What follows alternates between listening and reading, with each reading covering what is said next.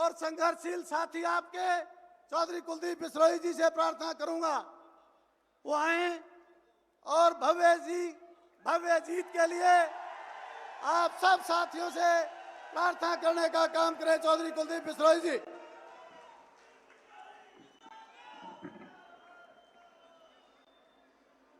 भारत माता की। बहुत ही सम्मानित आधुनिक हरियाणा के निर्माता, जिनको मैं बहुत सम्मान से विकास पुरुष मैं भी बोलता हूं, आप भी बोलते हैं, हरियाणा के सही मायने में दिलों में राज करने वाले मुख्यमंत्री परम आदरणीय मनोहर लाल जी, यहां पर उपस्थित मेरी माता श्रीमती जसमा देवी जी, बहुत ही कम उम्र में ऊंची से ऊंची बुलंदियों को छूने वाले स्पष्ट वक्ता मेरे मित्र अजय जी के बहुत ही होनहार पुत्र डेप्यूटी चीफ मिनिस्टर आदरणीय दुष्यंत चौटाला जी, यहां पर उपस्थित भाजपा जजपा के उम्मीदवार अजीज भव्य बिश्नोई जी,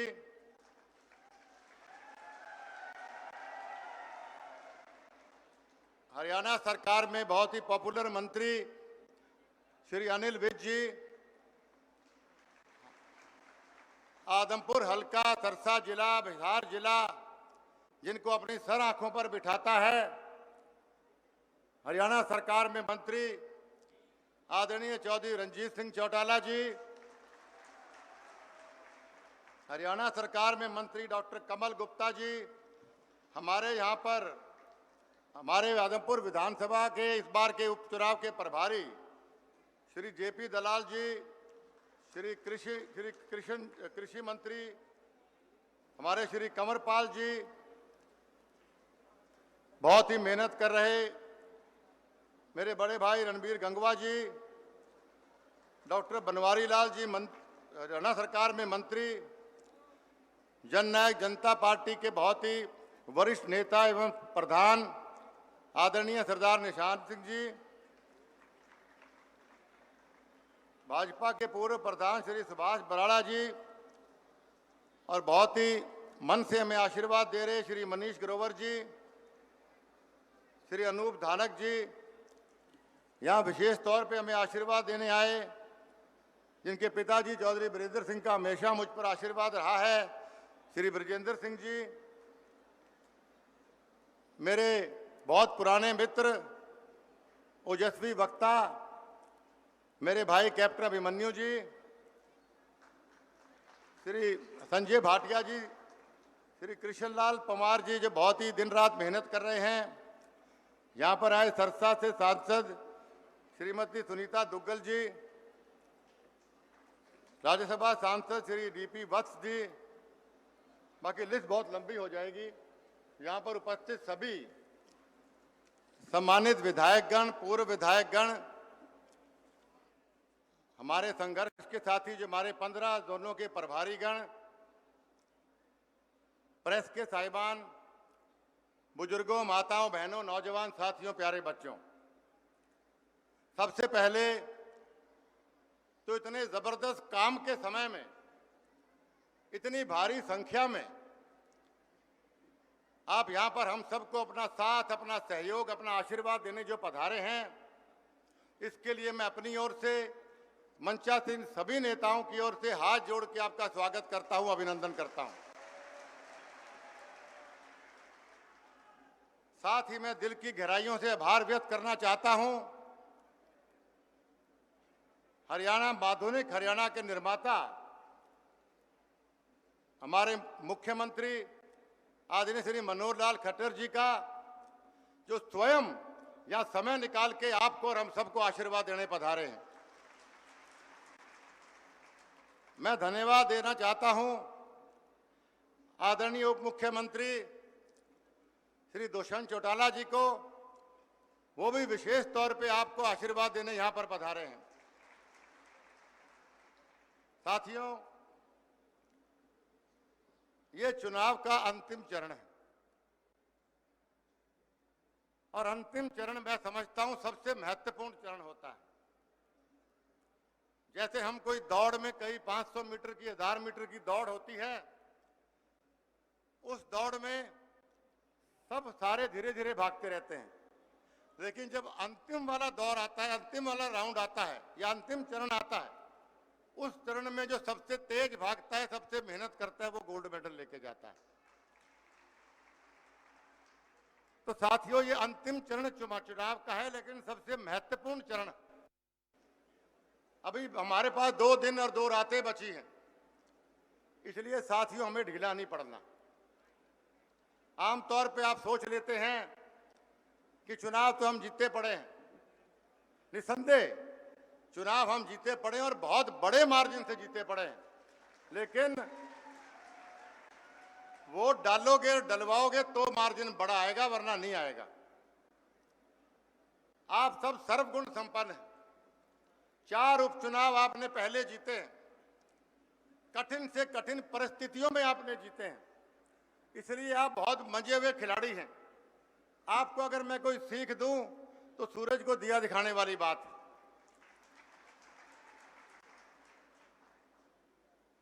यहां पे तो हर वोटर, हर व्यक्ति, माननीय मुख्यमंत्री जी, यहां पे तो चौधरी भजनलाल जी की कथनी को अपने जबान पे रखते हैं कि भाई कोई बड़ा रिश्तेदार आ जाए, कोई बड़ा पूर्व मंत्री, पूर्व मुख्यमंत्री आ जाए, ये मान सम्मान बहुत करते हैं, हलवा खिलाते हैं, चूरमा खिलाते हैं, लेकिन कहते हैं वोट हम चौधरी भजनलाल परिवार ने देंगे।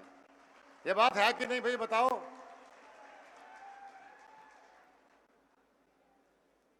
साथियों, इस चुनाव में हमारे बहुत से साथी प्रदेश भर से आए आप सबसे वोट मांगने, आपका साथ मांगने। उनसे या भव्य से या रेणुका से या मेरे से कोई जाने अनजाने में कोई भूल हुई है, कोई खता हुई है, तो भाई मंच पे, पंचायत पे मैं आप सबसे हाथ जोड़ के माफी मांगता हूं, लेकिन इसका गुस्सा किसी मत निकालना, क्योंकि 1-2 जगह से मुझे पता लगा किसी की चाय छूट गई, कोई पूर्व मंत्री आए थे, ऐसे कोई बातें मेरे सामने आई, तो भाई ये गुस्सा के बोटा में ना काट दियो मारा के मारो पानी पी जरा कितने में। साथियों, मैंने बहुत सोच समझ के आप सबसे राय लेके मैंने विधानसभा से इस्तीफा दिया। इतिहास गवाह है, कोई आदमी गांव की सरपंची नहीं छोड़ता है। मैंने विधायक पद का इस्तीफा आपके कहने पर और आपके लिए दिया है, इस बात को आप जानते हैं। तो साथियों, मेरी कुर्बानियों को आशीर्वाद देना, मैंने इस्तीफा इसलिए दिया कि मैं माननीय नरेंद्र मोदी जी की नीतियों से प्रभावित था। मैंने इस्तीफा इसलिए दिया कि मैं माननीय मनोहर लाल जी की कार्यशैली से प्रभावित था। मैंने इस्तीफा इसलिए दिया क्योंकि मैं मेरे आदमपुर वासियों को चौधरी भजनलाल जी का दौर वापस लेके आना देना चाहता था, इसलिए यही सोच के मैंने इस्तीफा आपके सामने दिया।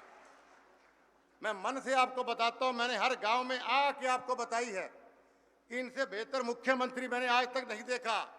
विपक्ष में होते हुए भी जब जब मैं इनके पास कोई फरियाद लेके गया, इन्होंने कभी मुझे निराश नहीं किया।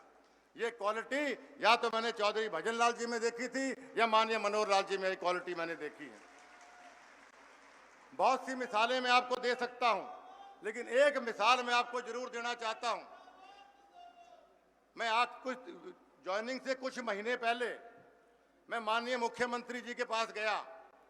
मैंने कहा मेरे आदमपुर मंडी के अंदर की बात करूंगा, बाकी तो हर गांव के काम जो मैंने कहे वो इन्होंने किए, सिर्फ एक मंडी की मिसाल मैं देना चाहता हूं। मैं इनके पास गया और मैंने इनको कहा कि हमारे यहाँ सीवर की बड़ी ज़्यादा प्रॉब्लम है, हमारे यहाँ पीने के पानी की पाइपलाइन की बड़ी प्रॉब्लम है, हमारे यहाँ बरसाती पानी निकासी की बड़ी प्रॉब्लम है। तो इन्होंने कहा कि ठीक है, कितने का एस्टिमेट बन के आता है? तो मैंने कहा लगभग 70 करोड़ का बन के आता है। तो 1 मिनट तो इन्होंने सोचा, फिर कहा ठीक है मैं आपका कर मंजूर करता हूं। मैंने इनको कहा, मैंने माननीय मुख्यमंत्री जी को कहा कि आदमपुर हल्का है, काम कर दियो, वोट मानने देंगे। वोट बीजेपी ने कौन दिया, वोट मानने देंगे, उस वक्त हम कांग्रेस पार्टी के थे। तो माननीय मुख्यमंत्री जी का दिल कितना बड़ा है, हरियाणा वासियों के लिए कितना प्रेम, कितनी भावना इनके मन में है। इन्होंने कहा कि भाई कहीं वोट कुलदीप आपको दें, लेकिन है तो मेरे हरियाणवी ना, मेरे परिवार के लोग। साथियों, ये छोटी बात नहीं है। ये कोई साधारण व्यक्ति ऐसी बात नहीं कर सकता है। जिस व्यक्ति का दिल बड़ा हो, जिस व्यक्ति के दिल में आपके लिए प्यार हो, आपके लिए स्नेह हो, हरियाणा वासियों के लिए, वही व्यक्ति ये बात सोच सकता है। मैं इनको बधाई देता हूं। मैंने माननीय दुष्यंत चौटाला जी को फोन किया। इनको मैंने कहा मेरे आदमपुर मंडी की सड़कें बड़ी टूटी पड़ी हैं, आपका महकमा है, आपका हमारा राजनीतिक चाहे अलग पार्टी में चुनाव लड़े दूसरे के सामने, लेकिन हमारा पारिवारिक रिश्ता है। मैं उस पारिवारिक रिश्ते के नाते मैं आपसे प्रार्थना करता हूं कि हमें कुछ बजट आप आदमपुर मंडी के लिए दीजिए। मैंने बजट कम मांगा, लेकिन माननीय दुष्यंत चौटाला जी ने 29 करोड़ 32 लाख का बजट हमारी मंजूर किया सड़कें गलियों का आदमपुर मंडी के अंदर। ये भी कोई साधारण बात नहीं। तो साथियों, इतना बढ़िया पार्टी, इतना बढ़िया गठबंधन और ऐसा माहौल यहाँ पे जो लोग काम करने में विश्वास करते हैं, जो भेदभाव नहीं रखते हैं, इसलिए इस पार्टी में जाना मैं समझता हूं मेरे जीवन का सबसे बेहतरीन, सबसे बढ़िया फैसला। फैसले तो पहले ही मैंने बढ़िया करे, याद आ गई बात भाषण देते देते, लेकिन थे मन बड़ी जल्दी मन गाल काटने लग जाओ, सारी बीमारी बहुत ज्यादा है। हमने जब बीएसपी का और हमारा गठबंधन हुआ, हजका का और बीएसपी का, तब सब लोगों ने कहा यहाँ पे क्या कमाल का फैसला है कुलदीप, आपने लठी काट दिए। जब गठबंधन टूटा तब आपने कहा कुलदीप ने तो राजनीति को नहीं की जरूरत करण की। फिर हमारा बीजेपी से गठबंधन हुआ, तब आपने कहा कि भाई क्या कमाल का फैसला है, कुलदीप से बढ़िया कोई नेता नहीं हो सकता दिमाग वाला।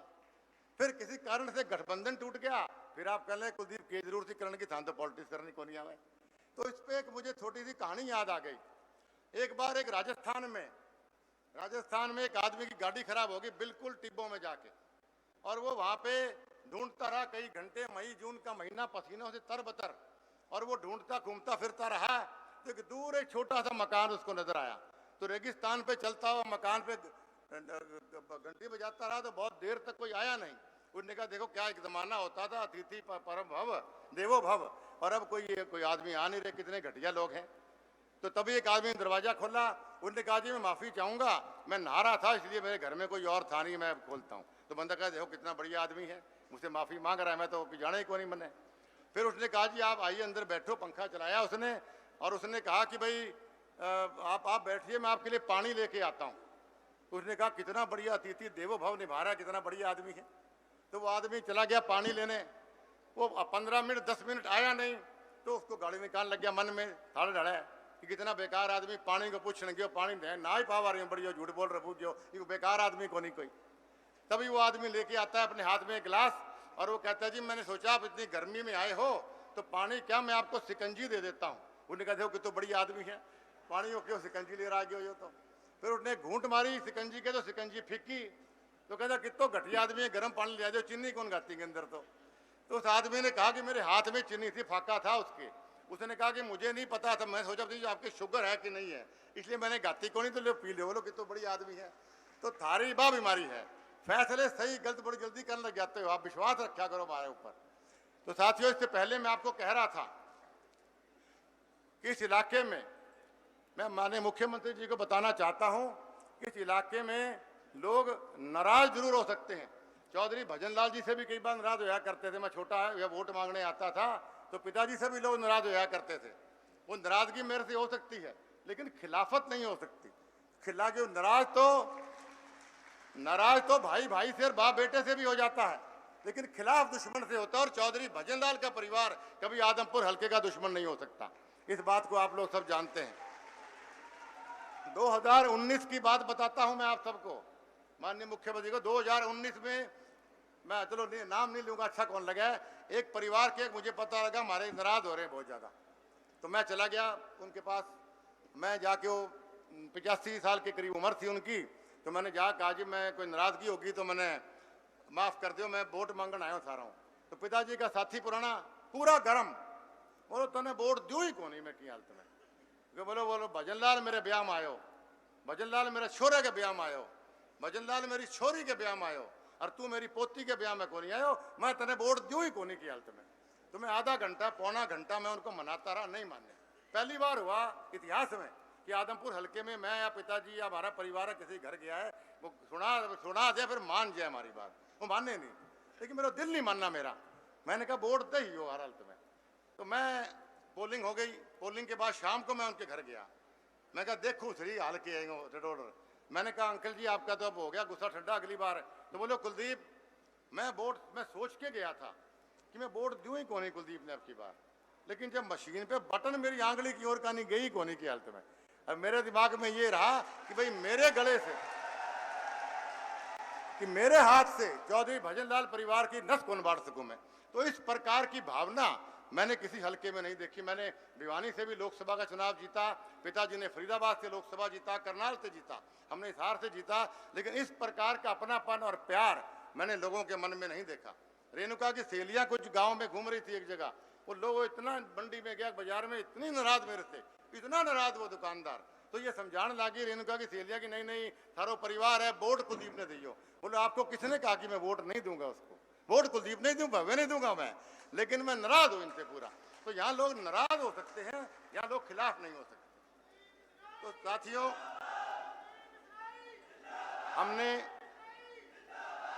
हमने कई दौरे गांव के लगाए। आज अंतिम चरण जैसा मैंने कहा, पानी अंतिम चरण में जैसा मैंने कहा, गांव में गया, लोगों में बड़ी हैरानी, लोगों में बड़ा गुस्सा। लोगों ने कहा कि भूपेंद्र हुड्डा दीपेंद्र हुड्डा हमारे कने वोट मांगने आवे है। और मैंने लोगों को याद कराने की कोशिश की 2008 का उपचुनाव, भूपेंद्र सिंह हुड्डा मुख्यमंत्री थे और आदमपुर हल्के में यहाँ चुनाव था, और 2008 में क्या नारा दिया था भूपेंद्र हुड्डा ने, लोगों को याद था, उन्होंने याद दिलाया मुझे कई गांव में, मैंने अपने भाषणों में उसको ऐड नहीं किया था। लोगों ने कहा कि 2008 में भूपेंद्र हुड्डा ने कहा कि मेरा नाम भूपेंद्र हुड्डा है, मैं मुख्यमंत्री हूं हरियाणा का, मैं जिसका हाथ थाम लेता हूं मैं हाथ छोड़ता नहीं हूं।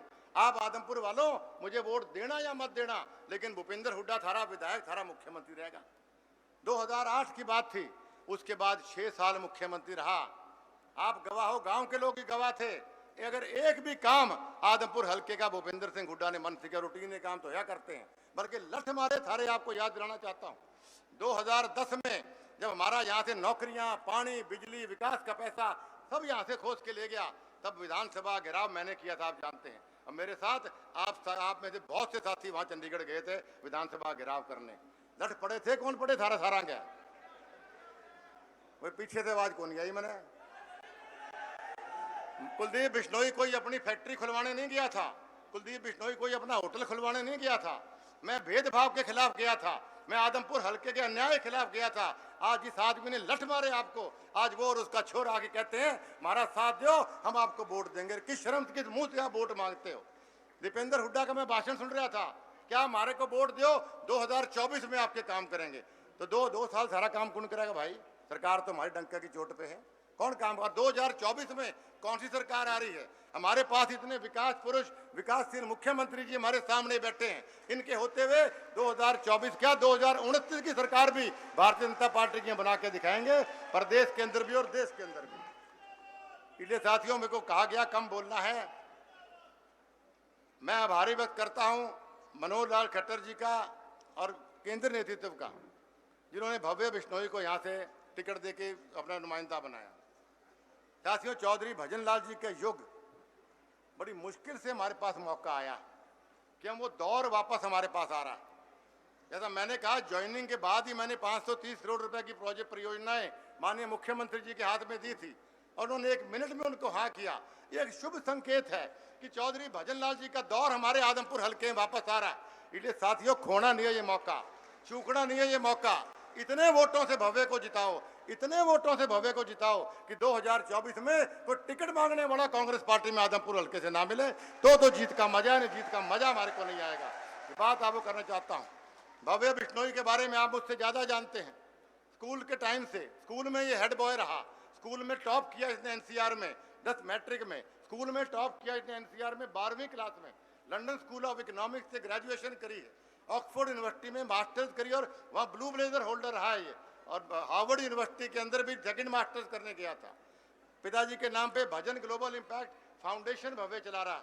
पिछले कोरोना काल में 60 लाख से ज्यादा परिवारों को भव्य ने मुफ्त खाना और मुफ्त दवाइयाँ पूरे हिंदुस्तान भर में बांटी। ये कोई छोटी बात नहीं, आप जानते हैं। हर साल एक परिवार के एक बच्चे को ये विदेश में पढ़ने के लिए फ्री भेजता है। 11 हिंदुस्तानी और विदेशी सामाजिक संस्थाओं से जुड़ा हुआ है। किसी का उप प्रधान है, किसी का स्पोक्स पर्सन, जनरल सेक्रेटरी, सामाजिक लड़का है, पढ़ा लिखा लड़का है। और कितना काचा सोना छोरा थाने दिया, थारा हल्के के अंदर थाना और के जी खूबसूरत है, हैंडसम है, सारा इतना बढ़िया छोरा थाने आपके इलाके के अंदर आपको मिलने आ रहा है। इसलिए साथियों, इन लोगों से घबराना नहीं। मुझे आज सुबह कोई आदमी मिला, बोले जेपी गुंडागर्दी कर सके है। मैं बोलो जी, मार चौधरी भजनलाल परिवार से ज्यादा शरीफ नहीं दुनिया में, लेकिन कोई गुंडागर्दी करेगा तो सारा गुंडा मारो नीची नीची है। सब परवाह ना करियो किसी बात की आप लोग। और ये और जयप्रकाश तो वैसे भी यहाँ कोई लश्कर लड़ने को नहीं है, तो रुपया कमान आयो है। इसलिए साथियों, आप सबसे मेरी हाथ जोड़ के पुनः प्रार्थना कि बहुत मुश्किल से फिर दोहरा रहा हूँ मैं, हमारे पास मौका आया है कि हम एक अपना घर, अपना परिवार हम दोबारा सशक्त और मजबूत करें। आने वाली 3 तारीख को हम भव्य काम को। पहले मुझे बताओ, वोट कौन सी तारीख को पढ़ रहे हैं और मशीन पे नंबर कौन सा है हमारा, और ये भजनलाल जी की पीढ़ी कौन सी है? तो तीसरी पीढ़ी, 3 तारीख, तीसरा बटन कामयाब करिए। आपका बहुत बहुत धन्यवाद। नमस्कार, जय हिंद।